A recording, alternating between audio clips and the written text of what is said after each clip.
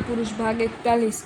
सुवेश के कथन को सुनकर स्वबल से जगत के बल को नाश करने वाले बाहुबली मानो द्वितीय समुद्र हो इस प्रकार गंभीर वाणी में बोले। हे दूत, तुम धन्य हो, तुम बातचीत करने में अग्रणी हो, इसलिए मेरे सन्मुख बोलने में समर्थ हो सके हो। अग्रज भरत मेरे पितृतुल्य है। यदि उन्होंने भाई को देखने की इच्छा प्रकट की है तब तो ये उनकी योग्य ही है, किंतु मैं इसलिए उनके पास नहीं गया कि जो सूर, असुर और अन्य राजाओं के ऐश्वर्य से रिद्धि संपन्न है वे मुझसे अल्प वैभवशाली द्वारा लज्जित होंगे। 60,000 वर्षों तक अन्य का राज्य लेने में वे संलग्न रहे। ये बात ही उनके छोटे भाइयों का राज्य लेने की व्यग्रता को प्रकट करती है। यदि भ्रातृ स्नेह ही कारण होता तो भाइयों के पास एक एक दूत भेजकर वे ये नहीं कहलवाते, राज्य छोड़ो और मेरी सेवा करो, नहीं तो युद्ध करो। लोभी तो है, किंतु है बड़े भाई, अतः उनके साथ युद्ध न कर सभी सत्वान छोटे भाइयों ने अपने पिता के पद चिन्हों का अनुसरण कर लिया। उनका राज्य ले लेना ही छिद्रान्वेषी तुम्हारे स्वामी की वक्रधर्मिता को प्रकट करता है। अब वैसा ही स्नेह दिखाने के लिए वाणी प्रपंच की सृष्टि करने में तुम जैसे निपुण को भरत ने यहाँ भेजा। मेरे छोटे भाइयों ने अपने राज्य उन्हें देकर व्रत ग्रहण करके जो आनंद उन्हें दिया वह आनंद मेरे जाने पर क्या उन राज्य लोभी को होगा? नहीं होगा। मैं वज्र सा कठोर और अल्प वैभव होने पर भी भाई का अपमान होगा, इस भय से उनकी सम्मति लेना नहीं चाहता। वे फूल से भी कोमल है किंतु कपटी है। तभी तो व्रत ग्रहण करने वाले छोटे भाइयों का राज्य उन्होंने ले लिया। हे दूत, भाइयों के राज्य अपहरण करने वाले भरत की मैं उपेक्षा करता हूँ। तभी तो मैं निर्भयों में निर्भय हूँ। बड़ों का विनय करना उचित है, किंतु यदि बड़ा गुणहीन हो तो उसकी विनय करना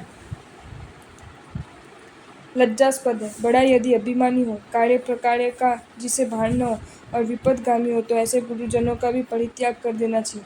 तुम कहते हो कि भरत सहसिंह राजा है, तो मैंने क्या उनके अश्वादि छीन लिए, नगर लूट लिए कि मेरे इस अविनय को वे सहन कर रहे हैं?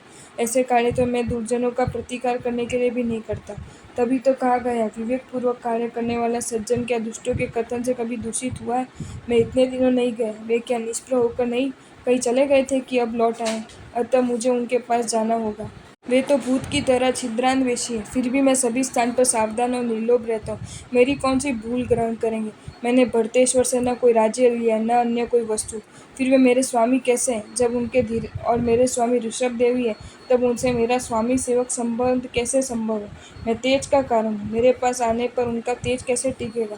कारण तेजस्वी सूर्य के उदित होने पर अग्नि का तेज नहीं रहता। असमर्थ राजागण स्वयं स्वामी होने पर भी भरत को स्वामी कहकर उनकी सेवा करते, क्योंकि वे उन निर्बल राजाओं को पुरस्कार और दंड देने में समर्थ है।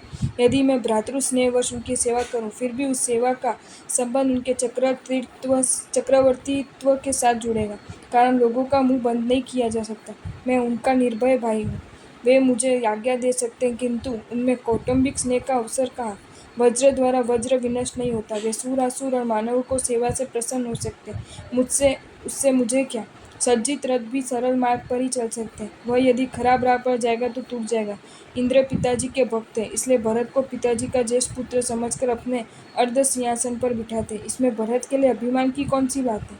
यह सत्य है कि भरत रूपी समुद्र में अन्य राजागण सैन्य सहित एक मुष्टि सड़े गेहूं के छिलके की तरह है, किंतु मैं असह्य तेज संपन्न उस समुद्र के लिए बड़वान हूँ, तुल्य हूँ। सूर्य को तेज में जैसे समस्त तेज लीन हो जाते, उसी प्रकार राजा भरत भी अश्व, हस्ती, पदातिक और सेनापति सहित मुझ में लय हो जाएंगे। बाल्यकाल में हस्ती की तरह मैंने उनके पैर पकड़कर मिट्टी के ढेले की तरह आकाश में उछाल दिया था। खूब दूर आकाश में जाने के पश्चात नीचे गिरते समय कहीं उनकी मृत्यु न हो जाए, अतः फूल की तरह उन्हें जेल लिया था।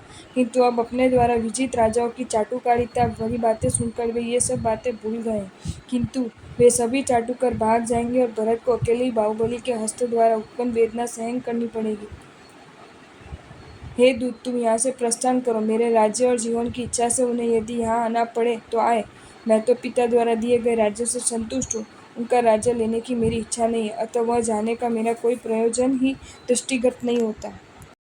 आपको ये वीडियो अच्छा लगा हो तो इसे लाइक करें और शेयर करें, और ऐसे ही नए नए वीडियोज़ देखने के लिए सब्सक्राइब करें हमारी channel Jain facts and stories को।